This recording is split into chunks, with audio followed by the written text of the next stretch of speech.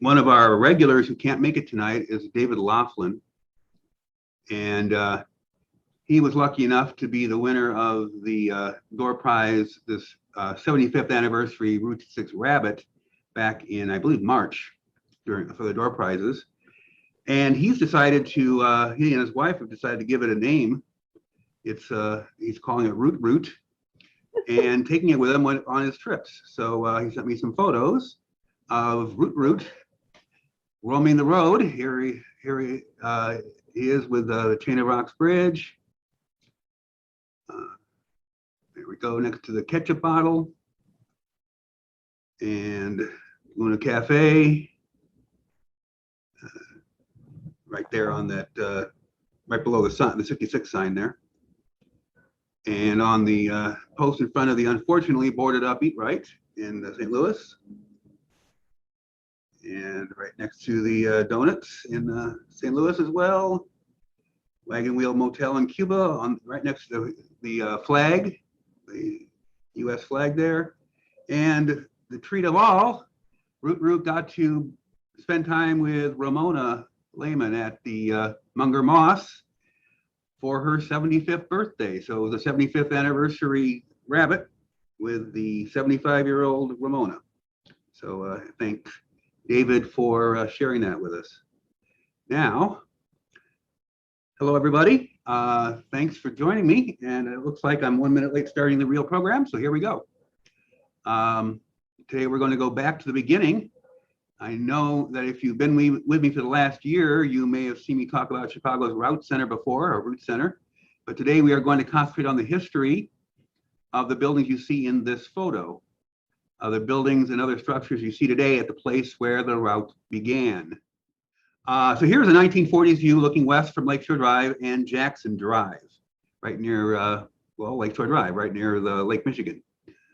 From that same spot on Google Street View today, we can spin around to see the view to the north, out east to the lake, and to the south. And then we can move west along Jackson and take a look south in Grant Park to see a view of Buckingham Fountain in the distance there, and we'll talk more about that in a bit. And then as we continue west past Columbus Drive, and this is actually less distance than it looks on Google Street View here, we'll continue past Columbus Drive until we get to the Route Center at Jackson Boulevard and Michigan Avenue. And here we see the two buildings that will be our main focus today, the Railway Exchange on the right and the taller S.W. Strauss building on the left. The Strauss was also the original, that was his original name, excuse me, but today it's a condo named Metropolitan Tower. And so for that 1/3 of a mile from Lakeshore to Michigan, Jackson's still a two-way street. Head here, where I am now, it's one-way. So if we continue west and then turn around like I just did, we are now facing the same direction as the eastbound traffic. And here we can see the historic 66 ends sign. Still a terminus here for the people getting their kicks from LA to Chicago. Now, so here we are back on Lakeshore, the view circa 1940s. Lots of people are responsible for the built environment in Chicago, but one of the most prominent is this man, Daniel Burnham. And one of the famous quotes attributed to him is, "Make no little plans. They have no magic to stir men's blood and probably will themselves not be realized. Make big plans. Make big plans, aim high in hope and work, remembering that a noble logical diagram once recorded will not die." Burnham was an architect and author of the influential 1909 Plan of Chicago. When he said those words, this building on the left, the Strauss Insurance Building, was not there yet, but the building on the right, the Railway Exchange, was there, and it was designed by Burnham's company, and it was built in 1904. There was a smaller building south of the Railway Exchange back in 1904, Stratford Hotel, which I just highlighted in red. And this plume of smoke here, well, that's from a steam locomotive of the Illinois Central Railroad. And that was something very controversial back in those days, as we will see. And when it opened, the Railway Exchange building, when it opened, D.H. Burnham and Company moved into the top floor. This was not unusual in those days when these tall office buildings were still a new innovation for most people in the country. Big city dwellers were beginning to get used to tall buildings, but rural and small town visitors looked at these skyscrapers with both wonder and fear. Folks not familiar with the engineering would look at these soaring skyscrapers and wonder, how can those thin little walls possibly be holding that building up? They were used to seeing tall structures with heavy stone or thick masonry walls, lots of wall with a few small windows. The more windows or other openings, the heavier and thicker the walls around them had to be. So if they would even dare to go into these flimsy looking buildings, there was no way they were going to take an elevator to the top or very far up. You wanted to stay as close to the ground as possible so you could scurry down the stairs and get out if the whole thing started to crumble around you. So it was common that due to this perception that the rental rate for office space was cheaper as you went up. Thus, the cheapest rent of all was the top floor, where the D.H. Burnham and Company made a statement of their confidence in the stability of their design by occupying the top floor. Burnham and his contemporary Chicago school architects had started using steel skeleton construction in the late 1880s. And in fact, Burnham and his first partner, John Root, had designed the first building to use steel skeleton construction throughout the whole building. This type of construction relied on an internal framework of steel columns and beams to hold the structure up. The outer walls were no longer weight-bearing, so they could be made of the thin veneer of enameled terracotta, as we see here on the Railway Exchange, and the windows could be nearly floor to ceiling on every level. The top could have these decorative and functional 7-foot diameter round windows. So the wall was basically just a curtain, and the windows were well over 50% of the facade. Big windows were important for two reasons, both related to making the space inside work as office space. Office workers needed to be able to see, and they needed to be able to breathe. So large windows let in natural light, and movable sashes could be opened to let in outside air. Now, if we take a drone's eye view of the roof of the building, we see what it looks like now. These air conditioning units here at the top were added much later during a renovation of the building in the 1990s. And this skylight was also added when the central AC system was put in. With central air conditioning, it was no longer necessary to draw in outside air. So back in the 1990s, before the 1990s, excuse me, no AC units, and the center section was actually a completely open shaft from the 17th floor all the way down to the second floor. This floor plan will give you a general idea of the layout of all of the upper floors. It was Daniel Burnham who worked out the engineering of the problem of how to organize a square building, given the need to get light and air into every office. How do you maximize rentable space that people can actually work in? So on all the upper floors, the offices that faced the street or alley had it easy. Those floor-to-ceiling openable windows gave them all the light and air they could possibly get. On each floor, there is a corridor that runs all the way around. And for offices that were on the inside of the corridor, there was a central light port or light and air shaft. So even if you had the less desirable office that faced into the middle of the building, you might not have much of a view, but you could still get air and light from outside through the windows. So this kind of square building with an opening in the center is sometimes referred to as a square donut. So today it might seem like all this open space in the middle was wasteful, but at the time it was the best way to get maximum rentable space that people could actually work in. Now, back in the 1900s, they sure did have electric lights, but the incandescent bulbs of the day, well, only 10% of the energy used by the bulbs was turned into light. The rest was given off as heat. So to make the interior of these buildings bright enough to work in with only incandescent light, well, that would make the offices unbearably hot. I'm sure if you or any of your childhood friends or siblings had one of these easy bake ovens, this concept should be obvious to you. After all, the heating element in the Easy Bake was just a standard incandescent light bulb. It gave off enough heat to bake a cake.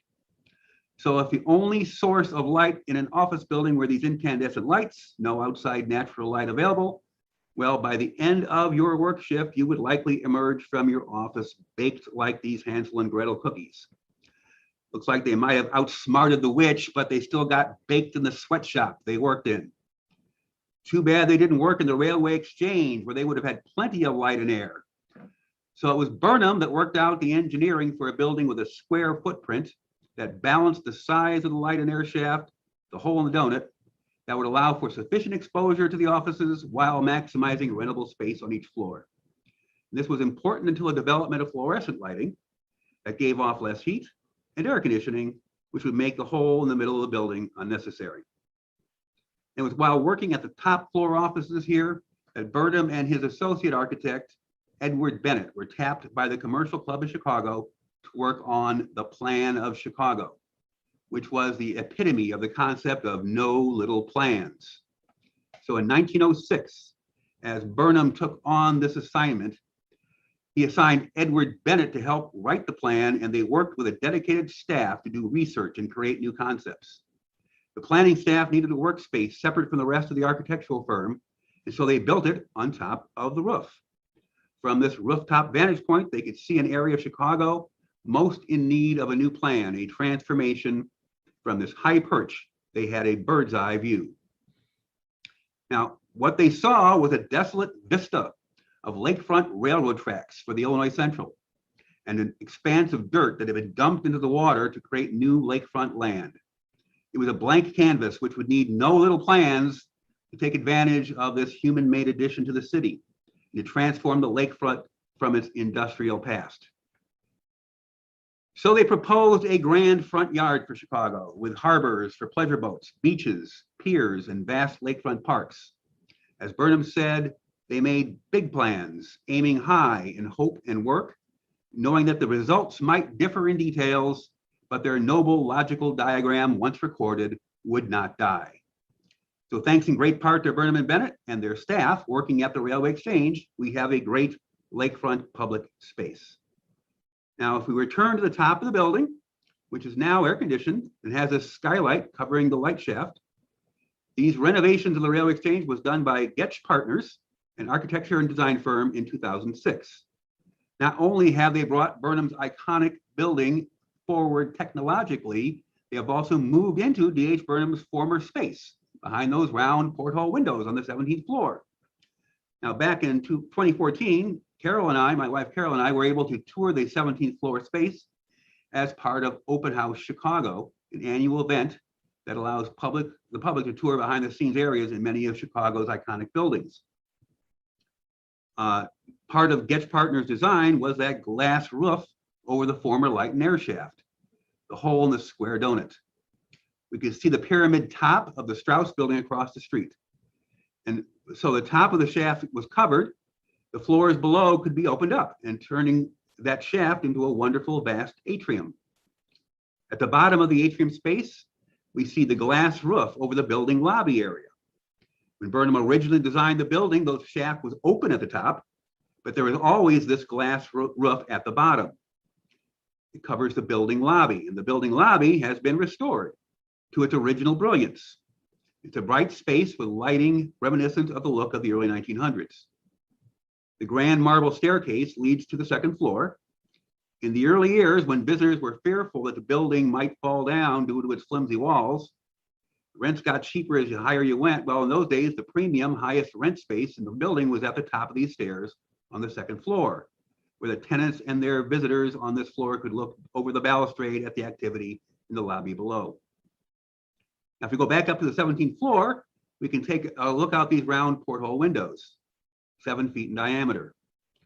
And like the view through round windows of the first-class cabin on a cruise ship, this view is of a vast body of water just beyond the shore. So let's get our looking glasses out and take a look out the window from our perch on the 17th floor cheap seats. So 12 years after the Plan of Chicago, when we peer out the window, we don't see a desolate blank canvas anymore. Rather, we see a landscape that includes the eastern end of Route 66 Jackson Drive running all the way to the lakefront. And we can shift our gaze south, where Chicago's iconic Buckingham Fountain comes into view. Burnham's co-author of the Plan of Chicago was his associate Edward Bennett, and Bennett designed the fountain to be the focal point of Grant Park. It's a celebration and monument to Lake Michigan. Now, just segueing a little bit, I understand that there are some people who have claimed that in Chicago, Route 6 starts at Buckingham Fountain. So what becomes clear from this great view is that's simply not true. Here is 66, this red arrow with its two starting points being originally Jackson and Michigan right next to the building we're in, and then Jackson and Lakeshore Drive right by the lake. So the distance from the fountain to 66 is 1/8 of a mile. It's not a great distance, but certainly clear that 66 does not begin 1/8 mile away from itself. It's a very pleasant walk over to the fountain from the highway.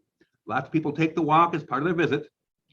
But before we go any further with Chicago, let's pause a second to look at the other end of the route.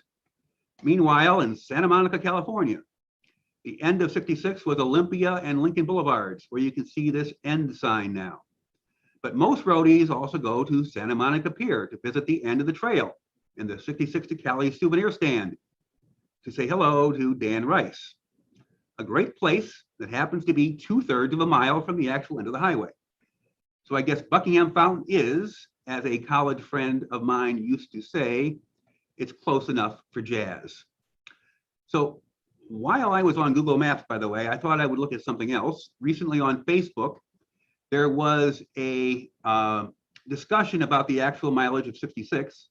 And I reminded people that the original mileage was said to be 2,448. Now, in a minute, everybody who is with me today has a chance for a door prize. So don't say anything. Just answer this question I'm about to give you by typing your best guess into the chat box. And so the question is, what is the distance from the beginning of the route in Chicago to the end of Santa Monica as the crow flies? The direct mileage, no twists or turns, no Oatman Road, no Labahata Hill, just a direct straight line. Type in one answer only, please. Your best guess, and the closest one of you will get a prize. So please do it quick. Don't be looking it up on Google Maps. Type in a number. Type in what you think the actual mileage is from Jackson, Michigan to Olympic and Lincoln. We've got a few answers. Come on, folks, quickly. If I see the exact answer, I'm going to know somebody's cheating. All right. Wait a couple more seconds here and reveal the answer that I didn't know until I just did it on Google Maps. So it's not like I had a great knowledge. Okay, very good. All right, well, the actual number, and it doesn't matter, whoever's closest will get the prize. The actual answer is 1,756. So I got a couple people pretty close. That's one tired crow just flew in from Santa Monica, and boy, are his arms tired. So for the one who's closest, I'll be in touch with your prize choice. Anyway, back in the crow's nest at the top of the railway exchange, we also see Chicago's Lakefront Railroad here. And if we go down to the main floor of the building, we see a different view of that railroad inside the corner bakery, aptly named for the restaurant at the corner of Jackson and Michigan. Inside, this beautiful mural depicts Grant Park looking north.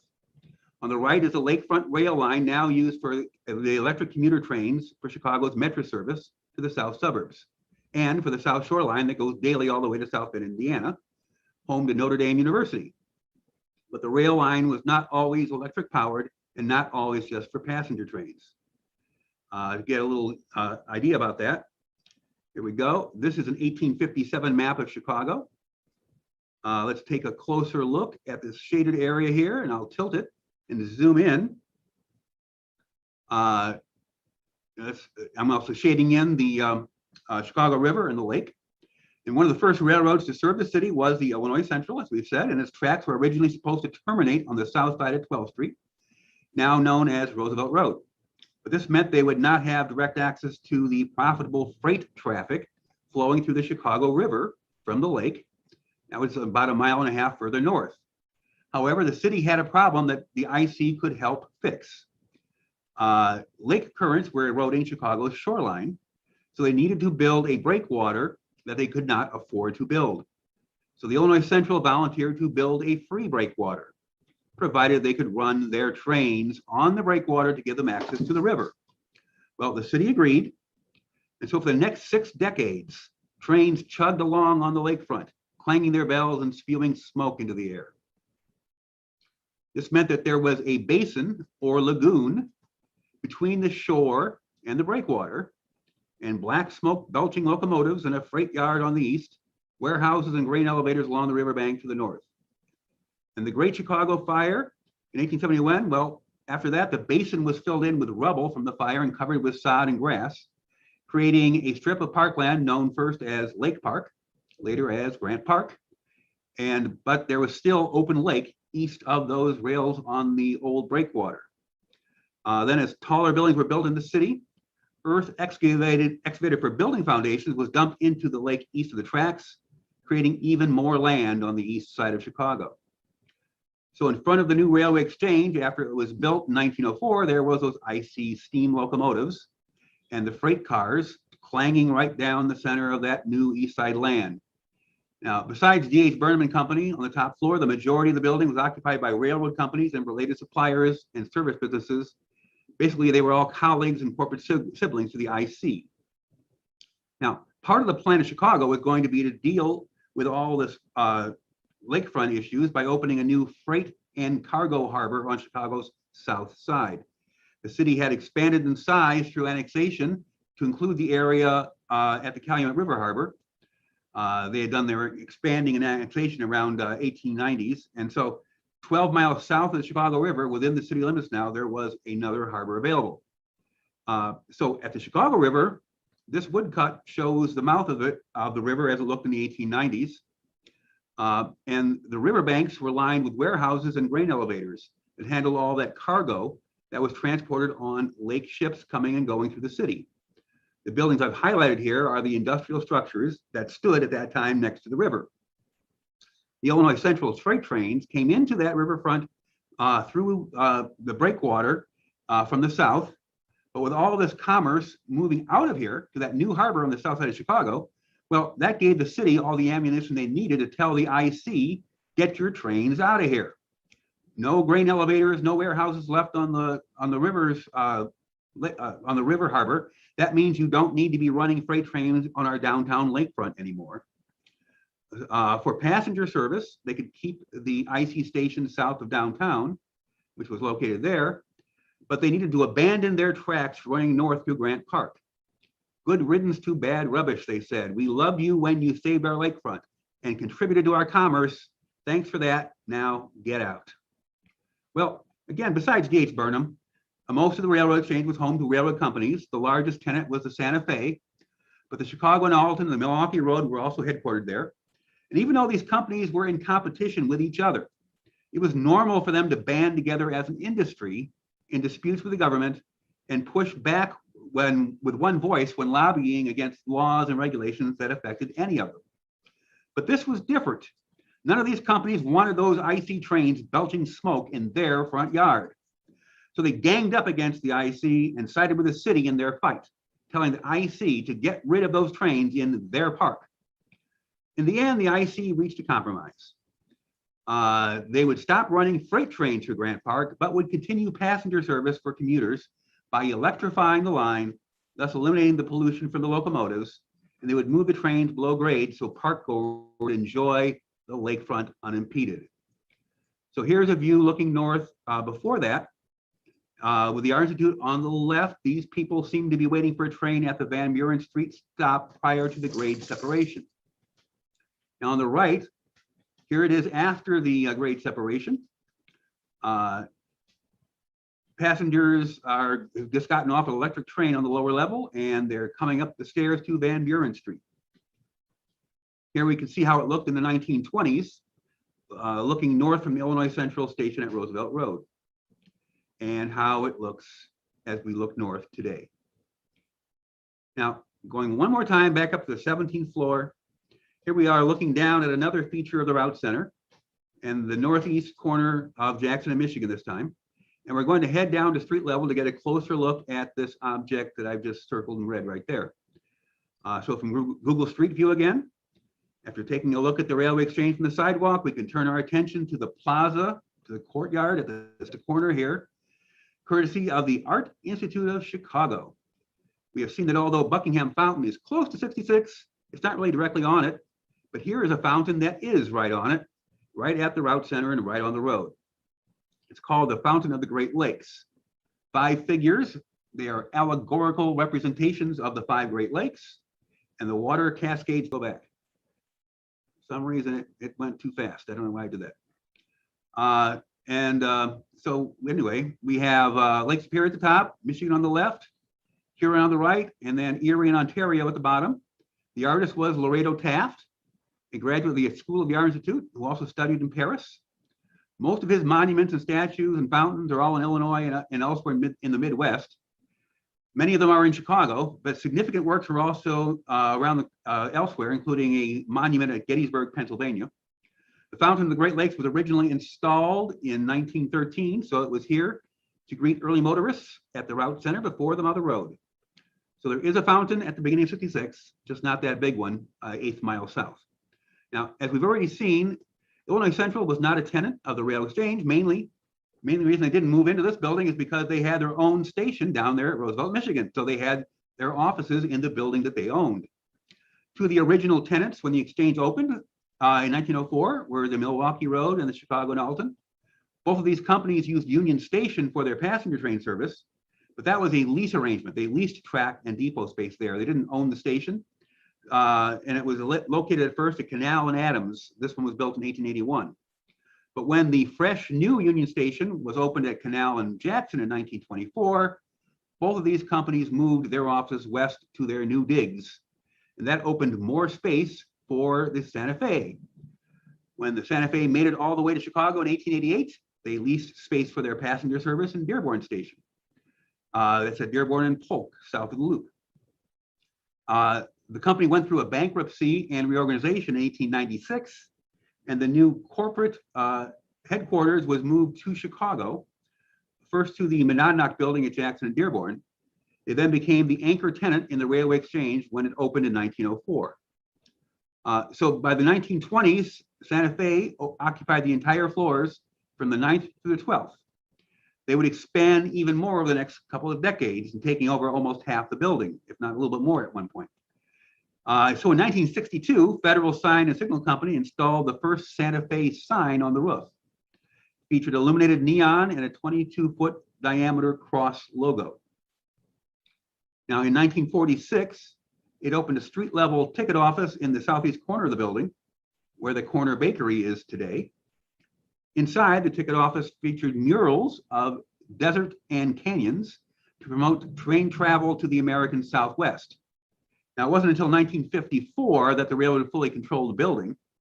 And after that, they put that signage at the top in 1962, as I said. In the 1980s, the Santa Fe led an extensive remodeling of the exchange building that included a sign replacement. The new sign was nearly identical, but made of toned down white plexiglass. The capital letters were 12 feet high and the lowercase letters were 8 feet high. Now, the railroad left the building in 1991. The city created a landmark district of all the historic buildings along Michigan Boulevard in 2002. And that included the Santa Fe sign. And according to the ordinance, since it was a landmark, if the sign was ever removed by the building owners, it could not be replaced with anything else. So leave it up there, fix it, but if you replace it, well, you can't. But what's a landmark ordinance when money is talking? So in 2012, Motorola leased 2 floors in the building, and they asked the building owners to replace the rooftop Santa Fe sign with their own. The Chicago Landmarks Commission approved the removal of the Santa Fe sign and its Motorola replacement with the rationale that the Santa Fe sign was, according to them, not historical. Well, luckily, there are people in this world who have a better understanding of what is historical, including the people at the marvelous Illinois Railway Museum in Union, Illinois. They took possession of the sign in 2012, so the sign actually traveled 60.6 miles to its new home from the route center. At first, the museum did not have the funds to do anything with that sign, but thanks to money from the Burlington Northern Santa Fe Railroad, which also understood what historical meant, the sign has been refurbished and put on display as of 2016.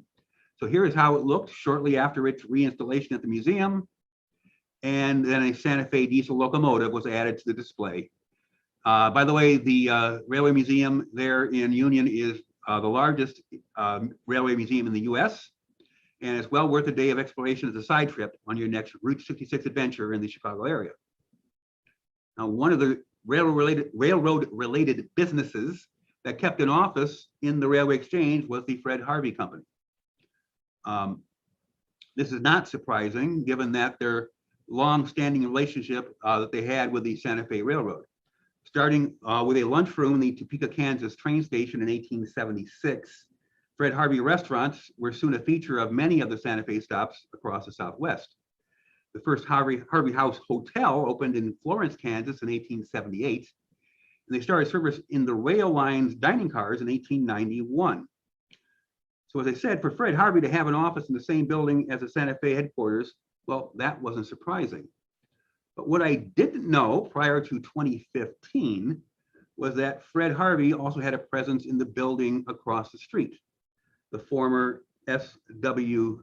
Strauss building. Now, I found that out thanks to a gentleman by the name of Dr. Lindsay Baker, a prolific author and college professor from Texas. And if I'm not mistaken, Mr. Baker, or Dr. Baker, are you here? He's written many books on many subjects, many centering on Texas history. I just showed you many of the book titles you can see on Amazon. He was also a regular contributor for many years to Route 66 magazine. Now, in 2016, he put out this excellent book, Portrait of Route 66. He did some research in the archives of the Kurt Teich Company. Those archives are currently held here in Chicago at the Newberry Library. And what Dr. Baker did was go through the archive to find Route 66 related cards and the archival photographs, which were used to create the cards by the artists who hand painted them. Kurt Teich was one of the largest publishers of postcards, and they were headquartered right here in Chicago. Now, I met Dr. Baker and his wife, Julie, in 2015 when they were in town doing research for this book that is about to come out next year. It's called Eating Up Route 56, all about the foodways of the highway. And Dr. Baker shared this ad with me from the July 12, 1933 Chicago Tribune. Now, from chapter 2 of his forthcoming book, I can quote this.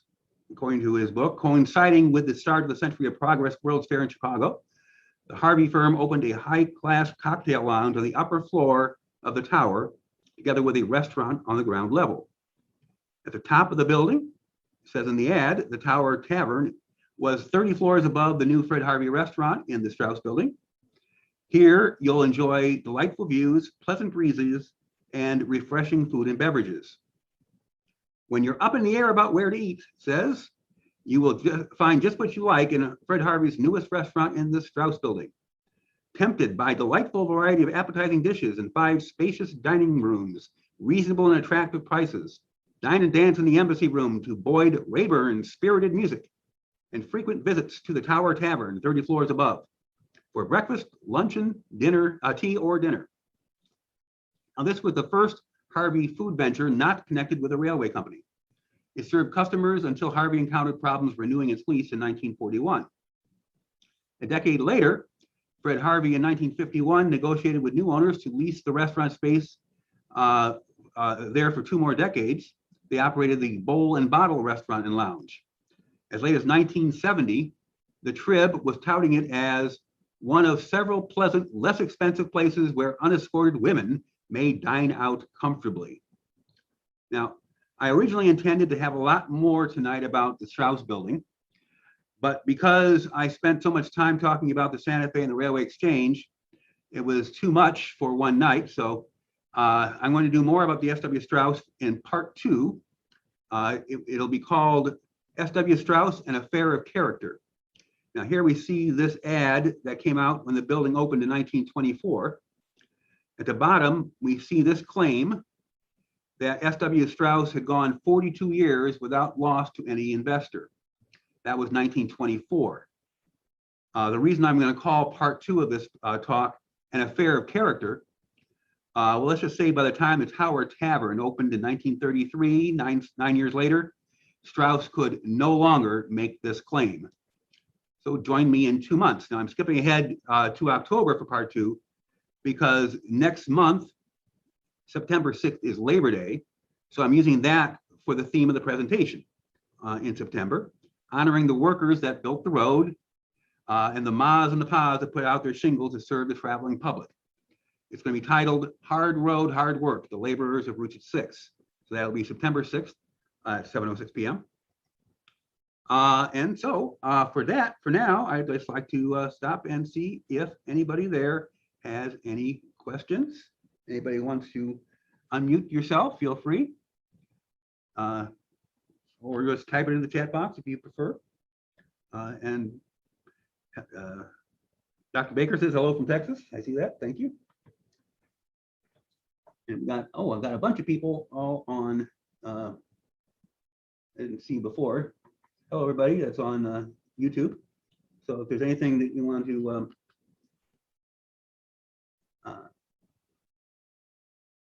I don't see any questions there though, is there? No.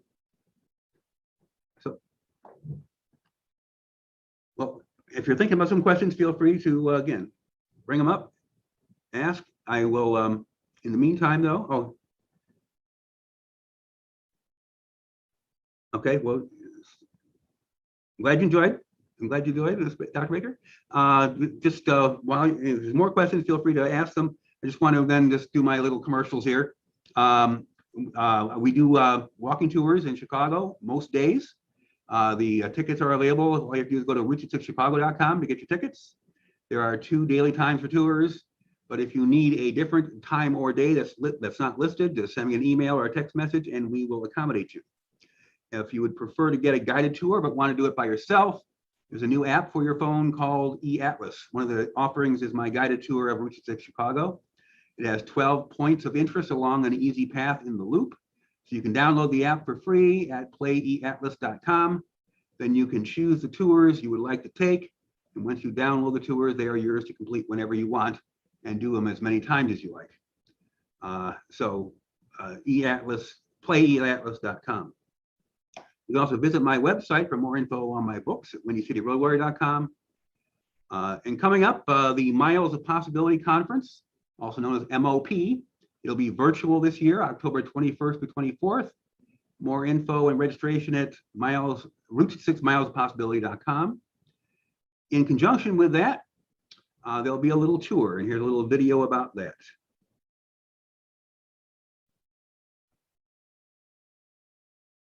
There's a party going on, and it keeps getting stronger. It's a good time release.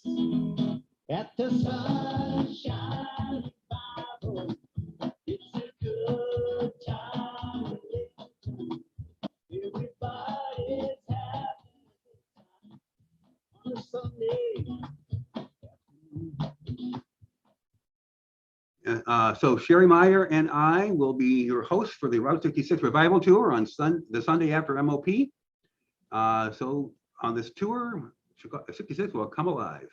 And those numbers at the beginning, for those of you who don't realize it, those were for these door prizes. And this month, the door prizes include let's do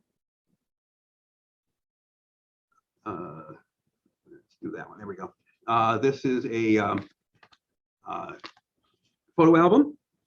We have a coaster from Shays Texaco in Springfield, Illinois. We have a DVD, Route 66, Missouri's Mother Road, that was from PBS in Missouri. And we also have this dinosaur that is from Grand Canyon Caverns. It's got a little vest on that says Grand Canyon Caverns, and it says 66 at the back. So the lucky people will get those. And then Maldiner's Restaurant in Springfield, Illinois claims it is the oldest restaurant on Route 66. Have you heard that? Yes. we have heard that Maldeners does make that claim. Now, there's a couple of different claims made by different people. Some say they've been around longer, but moved, so they should count. So it just depends on how you do it. Certainly, Maldeners has been around. I don't know when they started, but they've been around a long time, that's for sure. Lou Mitchell's, for instance, I don't know if that's longer or not. They've been there since 1923, but they did move and closed temporarily while they moved. The Berghoff has been around in its current location since 1913, but that wasn't 56 until 1953. So there's all sorts of different things. But Maldeners is certainly a wonderful place, and they have certainly been there a good long time. When were the railroad tracks buried underground or hidden out of sight near Lakeshore Drive? So when were the tracks put down? I don't have the exact year in front of me. I do have it somewhere. I just don't have it in my head. It was in the probably about 1920-ish. Early 1920s. It was done before Jackson. It was done before 66 was in, because there was already a footbridge where Jackson Drive goes across the tracks. So in 1926, when 66 began. So it was the early 1920s is when they got finished depressing the tracks down. Thanks very much, folks. Appreciate it, and have a good evening.